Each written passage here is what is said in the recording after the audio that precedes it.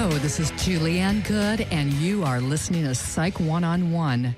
We are here to make psychology more understandable with tips for you and your family and friends to make your life a little bit easier. Tonight, I am having Dr. Lavonda Mickens-Brahm on again. Thank you so much for returning. I am thrilled to have you on. How are you? I'm great. Thank you. Thank you for having me. It's good to be back. And tonight we are going to be talking about microaggression. But first of all, I would like Dr. Brahm to talk about her background a little bit so everybody knows where you're coming from, okay? Okay, great. So obviously my name is Dr. Brahm. I'm a licensed clinical psychologist. I spent a great amount of years working with substance abusing populations, as well as individuals who are struggling with PTSD in various parts of the country, including Southern California, Detroit, Michigan, New Orleans, Louisiana. I would say I also like working with people on their relationships. I'm currently a marriage and family professor at the Chicago School of Professional Psychology. So it's very important to me to help people understand themselves and understand themselves in the way they relate to others. And most recently, one of the things I've been interested in is how cultural diversity is played out in the therapy relationship. Right, and what is exactly microaggression? It's a funny word, huh? It's something that never left my mind. So I'll tell you, I first discovered the term microaggressions about 2 years ago when I was teaching a psychotherapy and cultural diversity class. And I go, whoa, what is that? You know, it's I think it's kind of a seductive or provocative word that you think, what is an aggression? What is a microaggression? So defined quickly, it's a brief everyday exchange that sends a denigrating message to a target group. So some target groups we might be thinking of are often minority groups, ethnic minorities such as African American, Latino, Asian. Women would be a target of microaggressions. Lesbian, gay, bisexual, transgender individuals would be a target of microaggression. And I like to think of them as mini isms. So if racism is a thing and sexism is a thing, then a microaggression is like, it's not always an act, but these are little words that kind of invalidate the person or invalidate their experience. So it's not overt, it is covert. Often very covert. I mean, there are versions that could be much more overt than others, but often very covert. And I have a couple of examples that might be helpful to illustrate that. That would be good because I'm sure a lot of people are still going, I don't quite get it yet. What is that? Yeah, okay. So the first microaggression, let's see. Many moons ago, I was in graduate school, and this was a doctoral level program in the Midwest. And I was sitting with about 8 other students who were also doctoral students, and we were all very new. And we all spent time in the classroom talking. Immediately after that lecture, one of the students came up to me. This student was a white male. I'm an African-American female. The student came up to me and said, "Oh, you're really smart." So I didn't quite know what to do with that. Right. Yeah. How did you take that? I mean, there's one of several ways that one could react to that. How did you react? First of all, I felt very confused by it because I wasn't sure what was happening or what I could be reacting to. Mm-hmm. And I thought, the first thing that I thought was, well, I'm also a doctoral student like you. So I wonder why it would be surprising for this person that I would have something smart to say. And then I immediately went to what are the groups that I might not have been represented as a doctoral level student before in the past, and this person's saying me. So woman is one, right? Are they saying, wow, you're really smart because I'm a woman? And maybe in their minds, doctor or doctoral level individuals are likely to be males. The other thought was that I'm also African American. So was he responding to the fact that maybe he didn't have the experience with African Americans as being really smart? But, I don't want to make it seem like this person was a horrible person. But I don't think he realized that what he was saying to me could be interpreted as kind of offensive. Like, oh, Right. it's surprising to me that you're really smart. It's like, I'm not a person off the street. I'm in the same doctoral level class as you are. It was really interesting. So how did you react to him then? I'm pretty sure I said thank you and like laughed. And I kind of kept, to be honest, through the rest of the program, I kind of kept a side eye at the person. Like, I don't know, maybe he's expecting me to be beneath him. So while I didn't play into that, I also thought, well, I'm just going to be kind of careful around this person because I'm not really sure what his expectations of me are. I remember it as an experience that I didn't know how to place, but now that I know the word, I feel like that's exactly what that is. Right. And then you probably never really exactly found out why he had made that comment because, when you get microaggressions thrown at you like that, first of all, I think there's probably something in most of us that, like you had that reaction, like it was almost kind of a mini shock, like, I don't know exactly how to take this. Yeah. So you kind of, and of course, with being a psychology student, you're trying to look at all the different realms that this could possibly be coming from, or maybe you were thinking of something else. I mean, there's so many ways to interpret a message like that. That's right. That's right. There are so many interesting messages that we have for people. I mean, from a psychology perspective, one of the big things that comes to my mind is what we do with gender, right? So there's kind of, I have a lot of women friends who are like serious professionals and awesome, many who are engineers or in the hard sciences. And so they tell me often that, oh, I'm the only person that works on this floor or the only person that works within a team of, 30 engineers. And that there's an expectation of, well, how come she's here? Oh, women are good at math. So that I actually did have another experience like that with a different male who also happened to be white in graduate school. We were taking a stats class. All of us had taken a stats test, and most people had bombed the test. So, we get our grades back. He looks at his exam, and he's like, oh, whatever. And then I look at mine, and he looks at me while I'm looking at mine, and I turned it over. And so Smart move. I'm like, I don't want to be embarrassed. But I remember him actually trying to console me and saying, oh, it's okay. I know you didn't do well. It's all right. We all, and the truth is, like, a lot of the class, I guess, had struggled with that exam, and I struggled with it. It was challenging for me. But the irony of the situation is that I actually did very well on that exam, and he was trying to console me because he just assumed that because he did poorly, of course, maybe this woman didn't do very well on that, or maybe this, Black woman didn't do well on that. Who knows what was in his mind, but it was really interesting. Well, maybe it was a deflection of him being embarrassed and not feeling real secure about what he had done. So he's going to deflect it off onto you. And I mean, how many times does that really happen, where the person does not want to own that embarrassment or guilt or whatever feelings that they're struggling with, so they deflect it off into doing microaggression? Oh my gosh, that is probably one of the largest bases of projection, right? So in psychology, we talk about projection and displacement all the time, meaning that the person feels, as this young man could have, very uncomfortable about who they are and what they're doing or what their experience has been. And so instead of holding on to that, it's so much easier to go, oh, I know that person's horrible, or I know you did bad. That's actually a big part of why we work the way we do as psychologists, to help people understand the ways that they project on others in really unhealthy ways. Yes, very much so.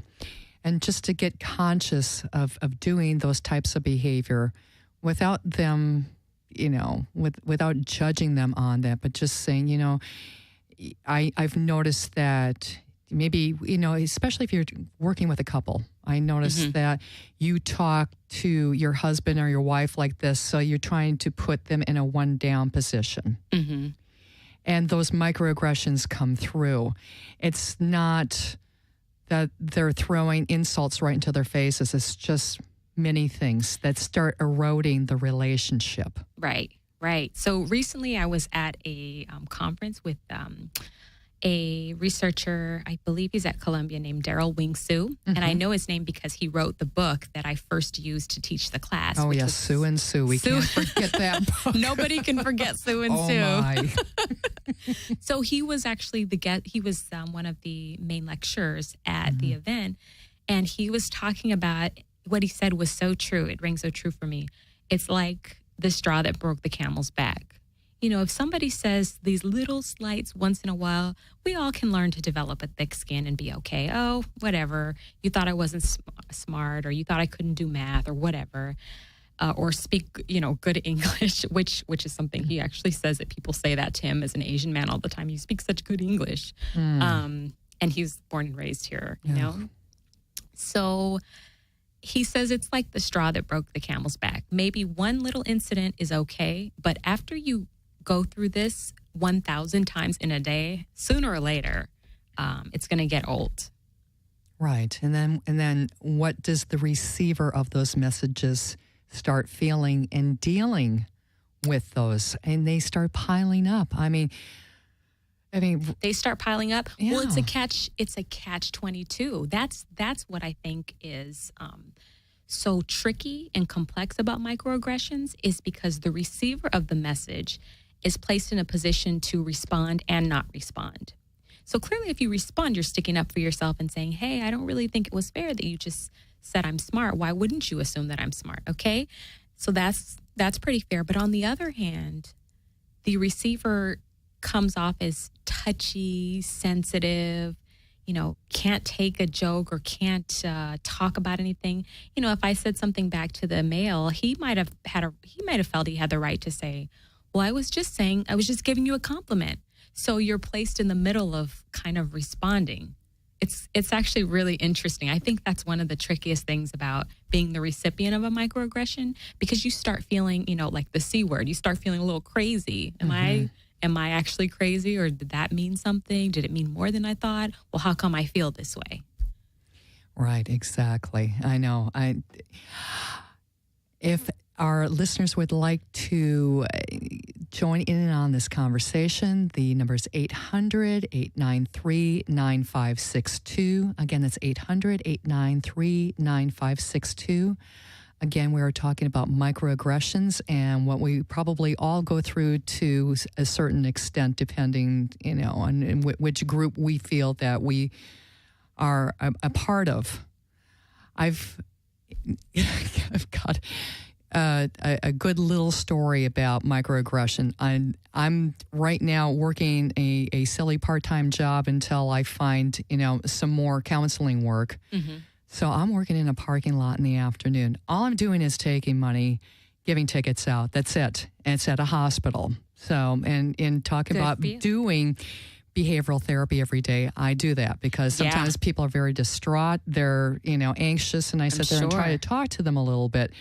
But it's interesting. Some people that roll up assume that I have a low IQ, and they will talk to me like that. And that's right. It just blows me away. And part of me is going, okay, I really want to say something really intelligent back to them, versus, but, like today, it happened to me today.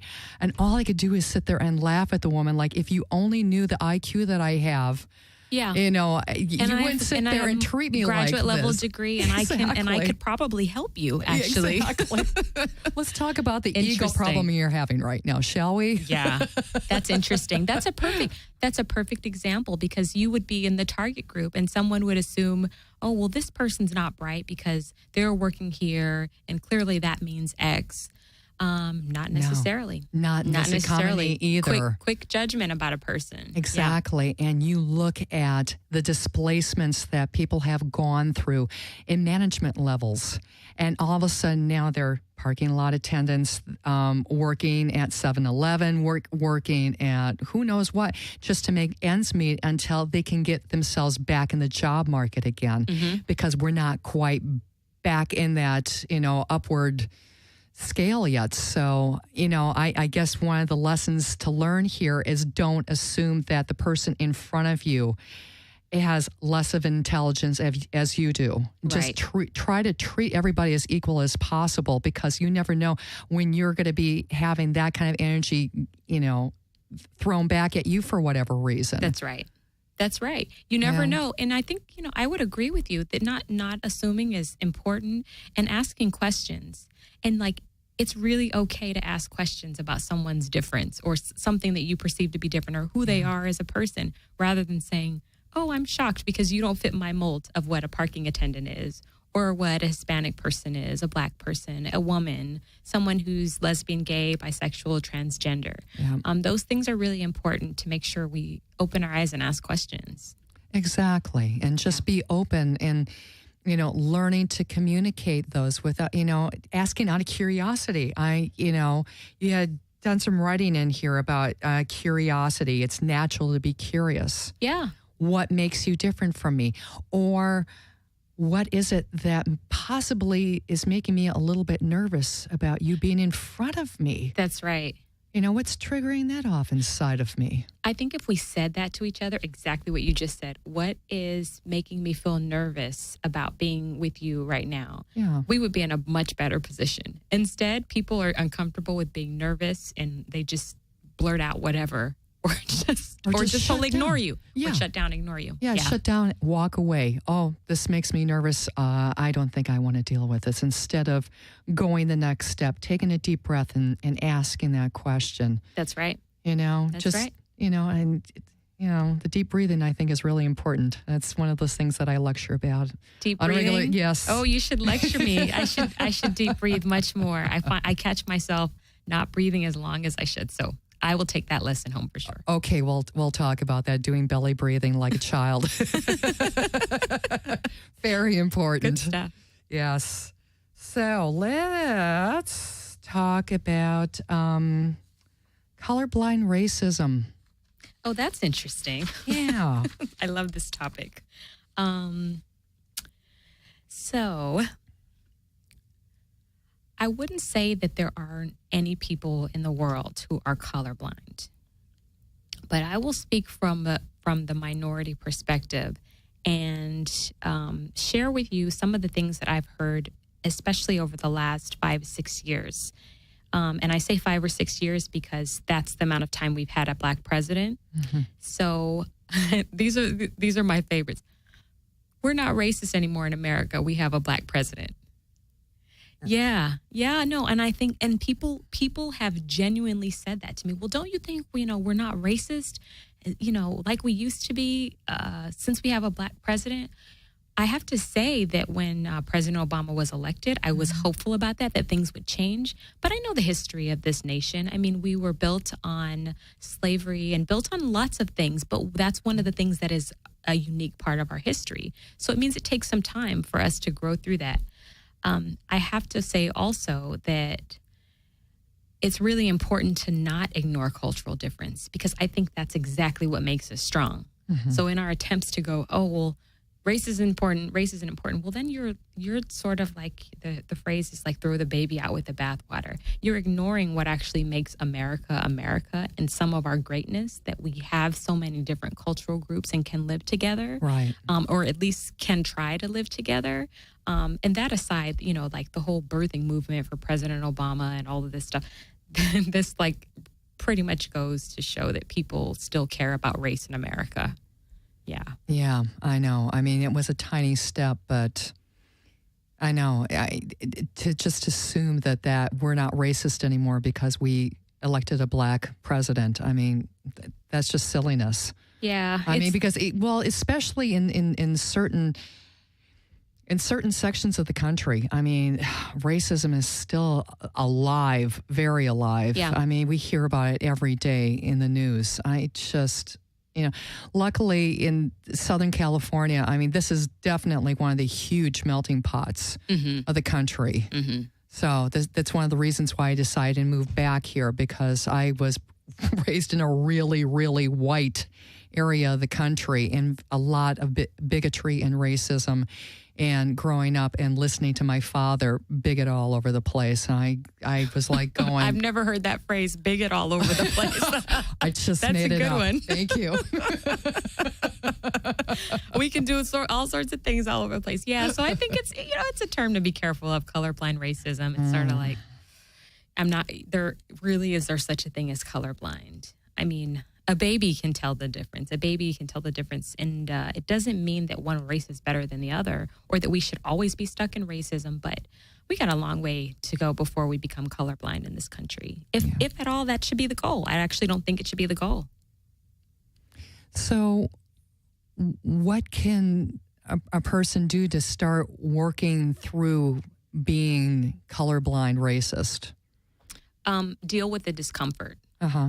So what I mean by that is it's natural for human beings, human nature, myself included, to want things to be smooth and easy. And it's actually kind of adaptive. We want to live longer. We want more peace. We want our blood pressure to be low. Right. We want to function well for a very long time. So in order to do that, we start suppressing what's actually real and suppressing feelings and suppressing thoughts. And I think that what we could do is decide to trust ourselves and dig through what we really feel about each other and continue to push and push and push it. I mean, listen, it's not for the weak, right? So pushing through to get better at being a human being is not something that is the grain. I recognize that for many of us that feels like going against the grain because it is. It's harder. It's harder to push through. But what I'm suggesting is that there's growth and there's maybe not a utopia, but there's a pretty real self-fulfillment on the other side. So if you can push through it, like if you can stand, it's like, a really rough workout. If you can stand the workout, most of the time you like the results. We need like a racism workout. I like that. Yeah. Maybe you can like write it down. I just write it down. see all of these great ideas from Psych 101. I just thought of that right now. A racism workout. Let's do it. I love that. And just make one of those little books, that you can fit into your purse. That would be great. I love that. That's good. Yeah. How to work out your racism. Ask a question.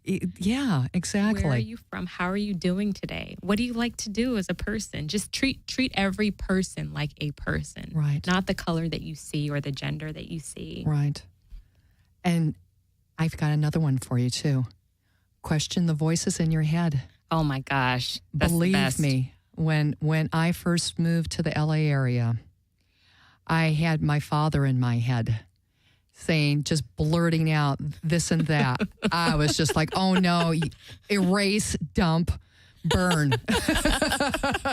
You're going away because, a lot of it is based on fear. Yeah, that's true. That's true. Or I've got to put this boundary between you because I don't know about you. I don't know about your group. Yeah. I'm afraid of you. I'm afraid. And, just to let those walls down. And I agree with you, just to challenge that, to grow from it is so important. And you do feel better as a human being. I agree. And you expand your social circle exponentially. It's beautiful. It really is. Yeah, I agree. So you just let a whole bunch of people into your life with varied backgrounds who just add more to your life. It's a great thing. It is cool. Yeah. It's really cool. So we are going to take a little bit of a musical break. But before that, I just want to let you know that I am in a private practice now in Cerritos, California. If you would like to contact me about counseling, my phone number is 562-234-4650, and my email is jgoode8@verizon.net. We are going to take a break, and we'll be right back with Psych One-on-One.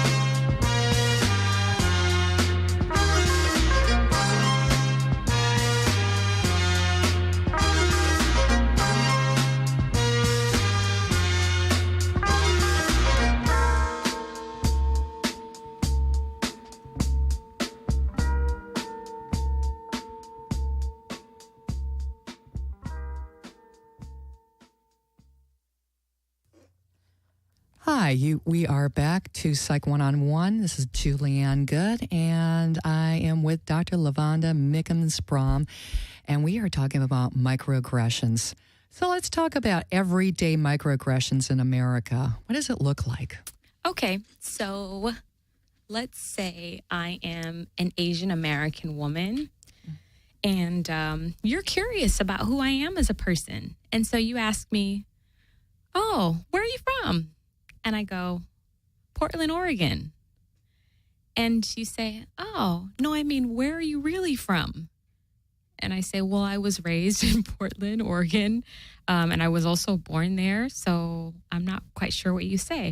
And then you continue to persist and say, well, you're Asian. What country are you from?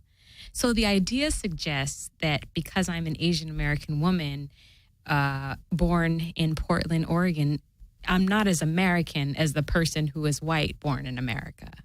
Because if I asked a white person born in Portland, raised in Portland, Oregon, most people would kind of say, oh, okay, got it, check, fine. But the fact that an Asian person can get asked 3 times, where are you from, without actually, without a basis for that, and they're actually answering the question, suggests that maybe people are thinking, oh, one person is more American than the other. Yeah, it's making those assumptions again. Yeah. You look like this, so therefore you must be from there. Yeah. You're not from here. You're not part of our culture. That's right. You're different and foreign or an immigrant, or you're just different. Yeah. Yeah, it's different, but, it's like, I actually think it's okay to be like questioning and have curiosity about difference. It's just like fixating on you must not be the same that I am, or you must not be as American or as something as I am, or as good at math or whatever the example is, or smart. You must actually be lesser than, or something fitting in the box of what I think you are. Mm-hmm. Yeah. So is it kind of a comparison checklist in one's head? Sometimes. I think so. Just to say, well, I actually think I would agree with you that it comes from fear, that the basis is the person has built-in categories for who they think people are, and anything outside of that makes them afraid. So it's like, I'm not going outside of that. This is my category for you. This is my category for the other person. And so I'm just going to keep going until I make everybody fit into it, rather than accepting them for who they are. Yeah, safe boxes. Boxes, I know. We all check the boxes. Yeah, we do. Whether we like it or not, whether we fess up to it or not, we all have those checklists that we have to challenge. This is true. Yes. This is true. Yes. So what kind of microaggressions do you see in the therapy room? That's interesting. So, this Sue and Sue book that we referenced earlier has plenty of examples of interactions between a therapist and a client. Sometimes the therapist is white and the client is a minority. Sometimes the client is white and the therapist is a minority. Sometimes both are white, sometimes both are minority. But one of the examples that stood out to me from the text was a white therapist and I believe an Afro-Caribbean woman. Mm-hmm. They were both around the same age. And the Afro-Caribbean woman came into therapy and was talking about how distressed she was in her work environment and how people were kind of talking about her and kind of making snide comments about her hair and saying, oh, well, your hair looks good today. It looked kind of rough yesterday, or it looked funny or funky, making comments that were offensive to her. And the reaction that woman who was Afro-Caribbean got from the therapist was, do you think you might be being too sensitive about it? And, so then the client is in the position of saying, well, my feelings were hurt. Mm-hmm. So maybe I was too sensitive about it. But now I'm wondering if you can see that could be offensive to me, that somebody making fun of me or making fun of my hair would be offensive. So that's one example. Thinking of another example here. Well, and I think you brought up a really good point in that the client said, my feelings were hurt. Mm-hmm. And I think that's a good start right there, because obviously when you're in therapy, you want to be dealing directly with your feelings versus sitting there and trying to compartmentalize or intellectualize or trying to, again, remove yourself from the situation and putting it into that box so you don't have to feel those feelings. Mm-hmm. So I think that's really important that everybody that is on the receiving end of a microaggression learn that you do have a feeling about this. Learn that it doesn't feel good to be having those kind of messages thrown at you. Mm-hmm. When you have no way of sheltering that off. They just kind of zing at you and you have to deal with it. Mm-hmm. I think that's a really important component of starting to heal from that. That's true. That's true. And always acknowledging feelings. That's the one of my favorite things about therapy is that you can run out of time acknowledging feelings. I mean, literally, that's the crux of the work, because we spend a lot of time culturally in this society burying feelings and saying, oh, well, I'll get over it, or that happened 10 years ago. It doesn't matter. Of course it matters. You had a feeling about it. It doesn't mean that you should stay in it forever, but it matters. And I think we're too quick to not acknowledge someone else's feelings. It could have been that the therapist in that scenario was uncomfortable or felt kind of strange, but that, I wouldn't even fault the therapist in that situation. I think that she may not have understood how deeply that could affect the woman, to feel the woman was feeling like someone was making fun of her because of her race. And it didn't land as something that could be hurtful. So it changed the empathy. It changed the flavor of the room for both the therapist and the client. Yeah, and so maybe in that case, the therapist could ask a few more questions and just hone in on that feeling. Yeah. Instead of asking, well, what did the other person do? What did you do? It's just getting comfortable with feeling the feelings and processing them so that they don't have a life of their own. Yeah. So they get some room to breathe and to really be explored. True. Yeah, good point. There were a few things about microaggressions that I thought were interesting as I was doing the research and reading about, what is it? How are they alive in society? I came across 3 different types of microaggressions. I don't know if I mentioned this earlier. No, you did not. But I would like to mention it because I think it's important. So one of them is micro assaults. These are flat out aggressive ways of speaking to someone. So they're most likely to be old-fashioned racism. There's no guessing game. The person is this is the person who says, oh, well, clearly you're not smart because you're a woman. So if my classmate had said that to me, there's no guessing game there. Right. I know what he's saying. So that's actually clearer. And then micro insults was the second level. These are unintentional behaviors or verbal comments that convey rudeness or insensitivity, that demean a person's racial or ethnic heritage. And an example would be, I didn't know Asians were good dancers. So yeah, something stupid like that, right? Exactly. Yeah, and the third would be invalidations. So these are comments that negate or dismiss psychological thoughts or feelings that are experienced by the group. So the woman in the last example with the therapist and the hair, the therapist was like, oh, well, I don't think it really matters that they were talking about your hair, or do you think you were being too sensitive? It's kind of invalidating what her experience is. And hair is big in American culture. Hair, I have to tell you, takes on a life of its own in many African-American, Afro-Caribbean cultures. Yeah. So it's a thing that, that's an opportunity for the therapist to ask more questions about, and it's an opportunity for the client to share, this is a big deal for me. Had she felt comfortable doing that in that time? So it's actually on both of them to say, this is a really big deal. Let's see if we can pick it apart and figure out what's going on here. Yeah, take some time and get to the root of it all. Yeah. Exactly. So it's a good thing then that they are pushing diversity classes in grad school.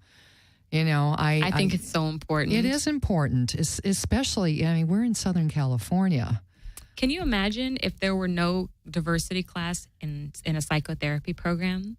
You know, one of the things that came to my mind when I was at the conference hearing Sue speak was, this is great that we have an avenue, a place to talk about cultural difference. Mm-hmm. But then I thought, oh, how funny. Now I'm thinking back, if I backtrack to my own college years, there was no requirement in any, as far as I know, there was no requirement for me to take a class, even one cultural diversity class as a person. And that is the case in many universities. Some may have a requirement. There's no requirement for that in high school that I'm aware of. There's no requirement for that in junior high, in elementary. And it's sort of like, but this is actually so much of the core of who we are as Americans. It requires us to recognize and understand difference. And I don't mean just Black, Asian, Hispanic, Native American. I mean like just different kinds of people. I mean from everywhere, in different ways of living, different ways of being, sexuality, sexual orientation, those differences. Like there's a lot of room for us to grow and have conversations with each other. Yeah, I agree. And again, it's a point of growth. Yeah.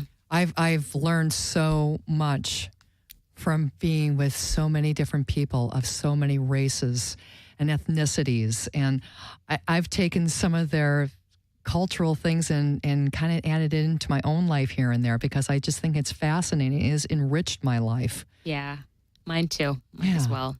Yeah, so it's just wonderful. So hopefully people, start, getting to the point where they realize that and, be open-minded about this. That's the biggest lesson. That would be isn't important. it? Yeah. Yeah. So what do you think is one of the best ways to deal with microaggressions? In general? Okay.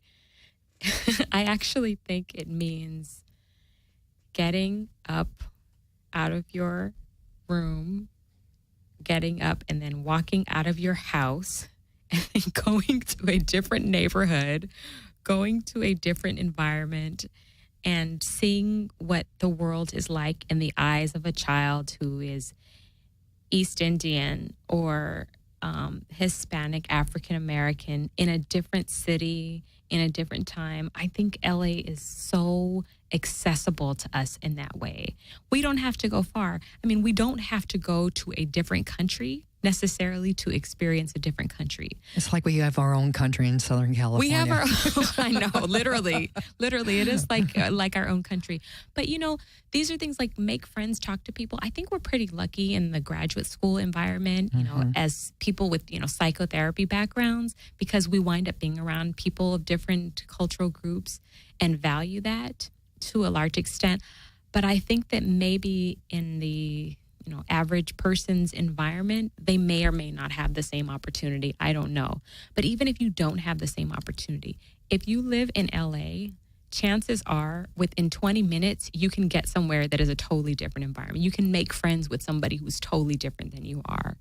In a community center, you can ask a friend to visit a church. This is actually one of the ways that I've learned most about different cultural groups, including my own, I have to say, as an African-American woman, I've learned different things about African-Americans in general just by virtue of visiting several different churches. Interesting. So and it's not, you don't have to go very far. We sometimes think, I have to go to another country, I have to travel. You don't have to do that.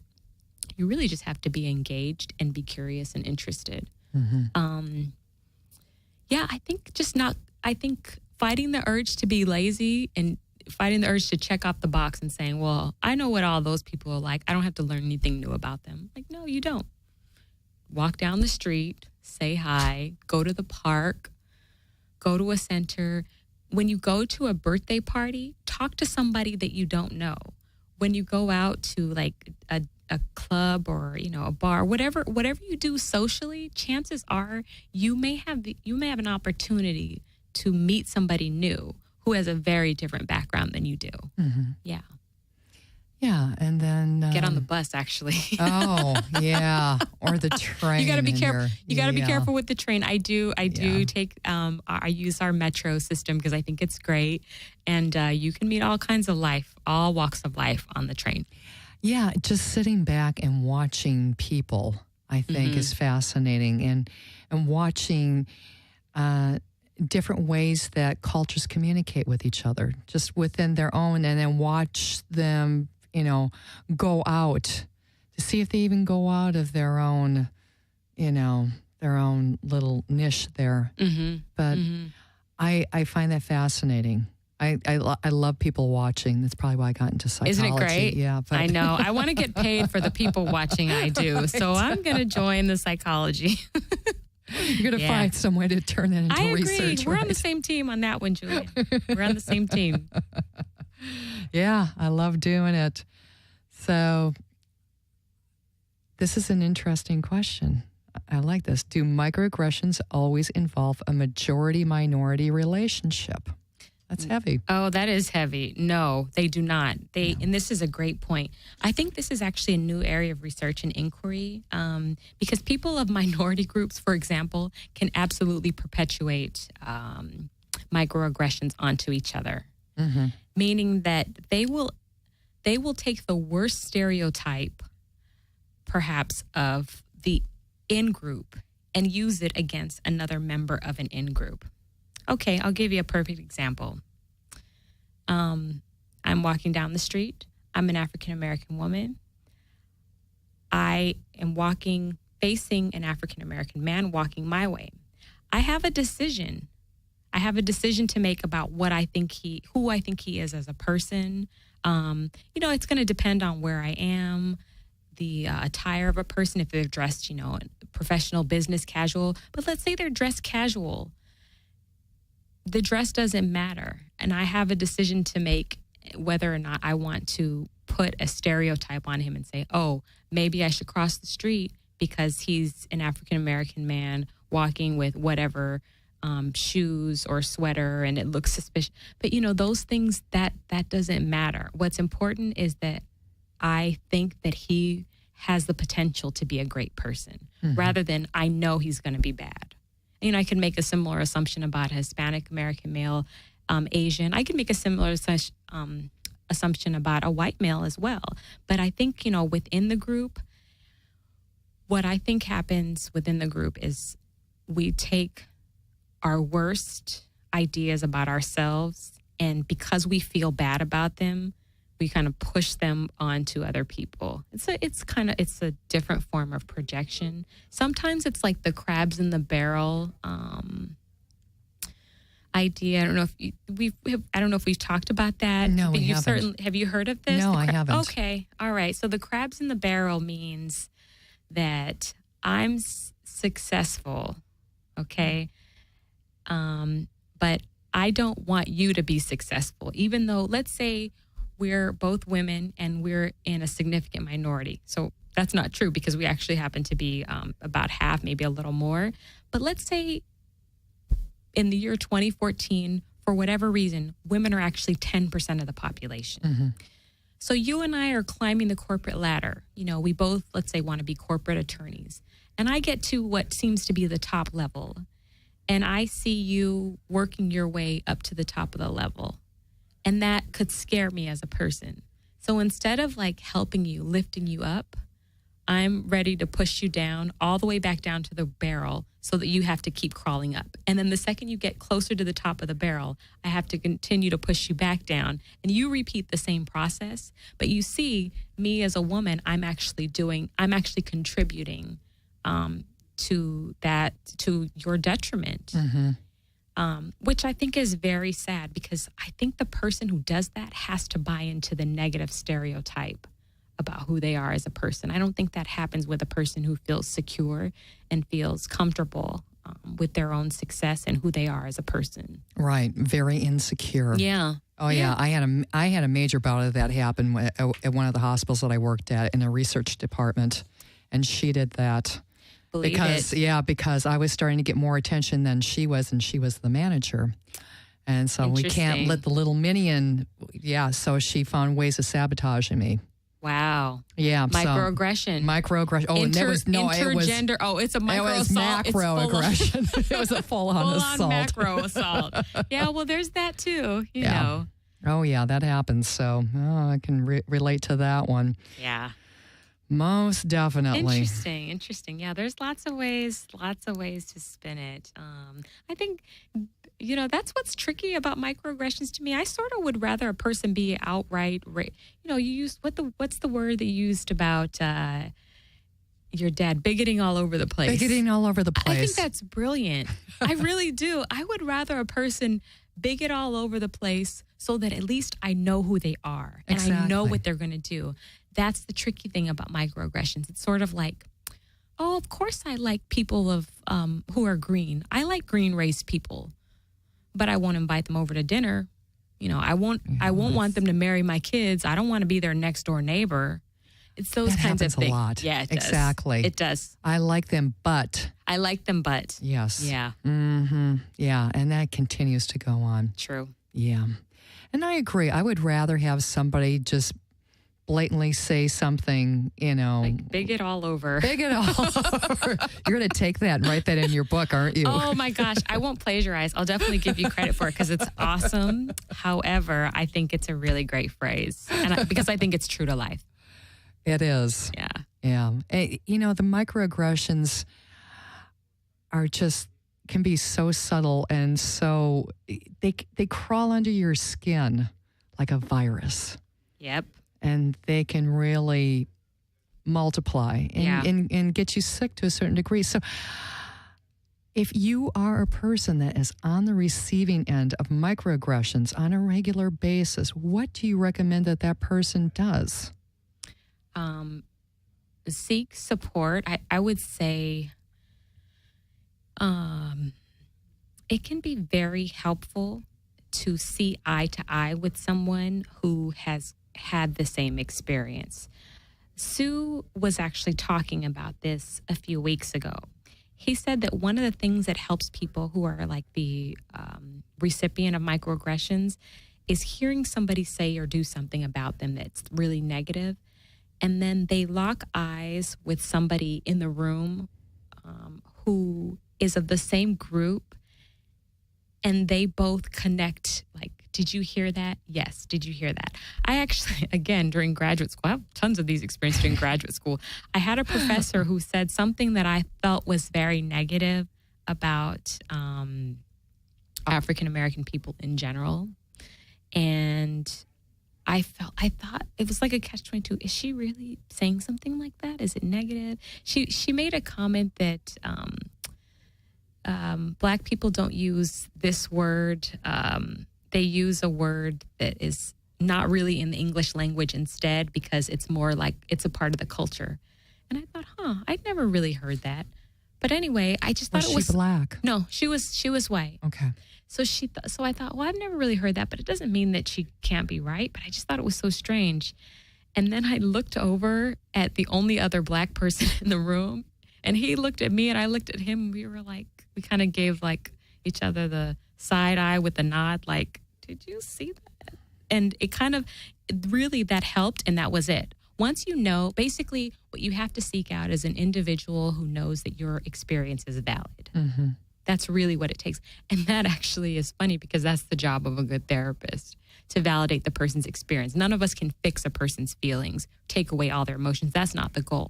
But really the goal is to validate experiences. And I think that's what an individual who's been talked about or feels like the world expects the worst of them, or people are asking them, are they American 20 times a day? Just to look at somebody else and say, has this happened to you? Or have you felt this too? Yes and yes. And you actually do feel better about it.